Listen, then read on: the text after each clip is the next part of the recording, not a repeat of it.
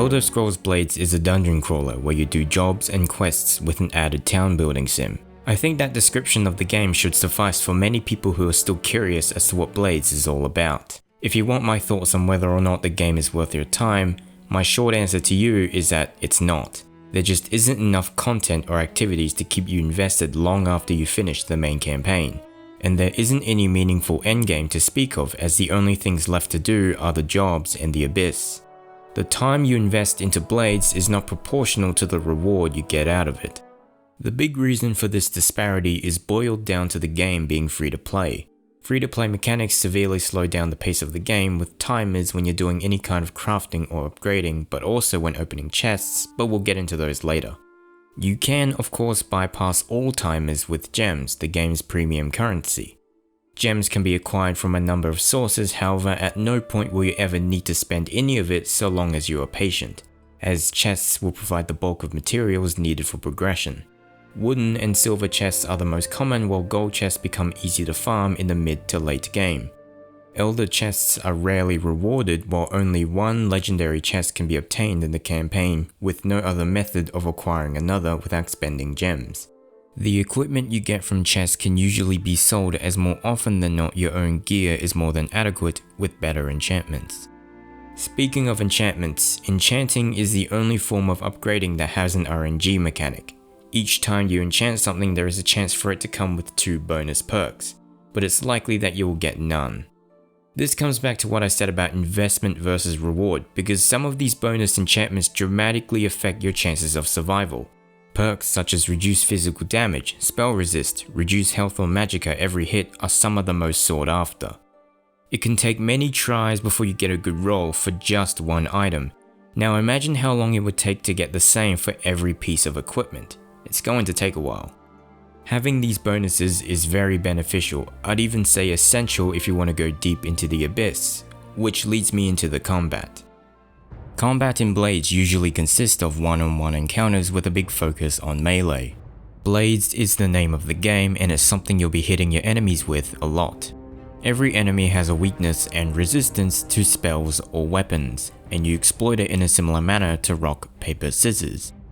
If you want to be the most efficient in combat, you'll want to change your gear to match their weaknesses, which would be fine if it didn't involve going through lengthy menus. If I were to describe the combat in one word, it would be timing. If you don't time your shield bash properly, it won't be very effective. Every spell and ability has a timer before it can be used again, and mindlessly swinging will more often than not result in you getting blocked.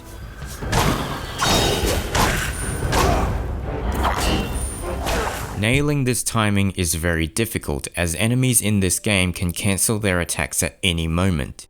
In other games with 1v1 combat, enemies usually attack with 100% commitment. Here it's not the case, which can make for a chaotic experience, resulting in some enemies behaving outright erratically.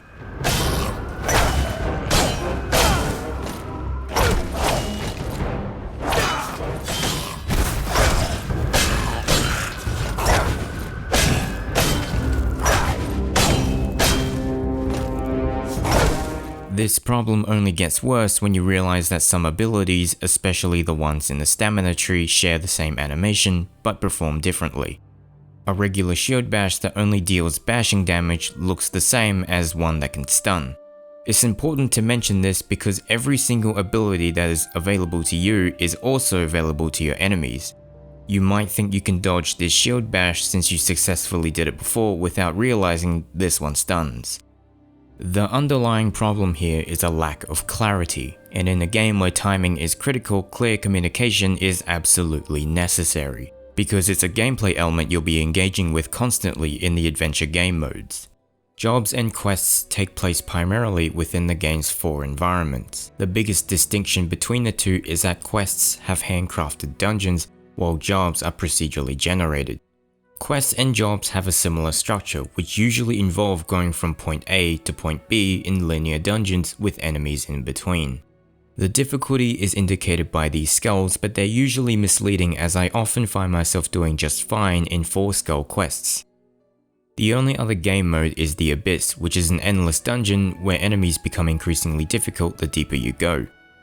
You will likely finish all quests at around level 30, and if you want to proceed to level 50, you'll have to grind for it in the jobs in the Abyss, which is a long and tedious process as the experience you gain is far too slow. There is a serious lack of activities and endgame content, and there just isn't enough variation in the leftover game modes to hold your attention.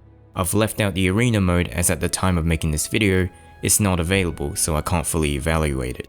Furthermore, the game's performance can be near unplayable on my international Galaxy S8, with frame rates sometimes dropping to single digits and momentary freezes. There needs to be options to adjust the graphics in FOV to achieve better performance as well as serious optimization. Elder Scrolls Blades is a game with a lot of problems, and you may have said to yourself that it looks unfinished, which is not surprising given that it's still in early access. I've spent more time critiquing the game rather than giving it praise, and that's because I'm passionate for all things Elder Scrolls. Because despite its significant flaws, Elder Scrolls Blades has a good base to build upon. No pun intended.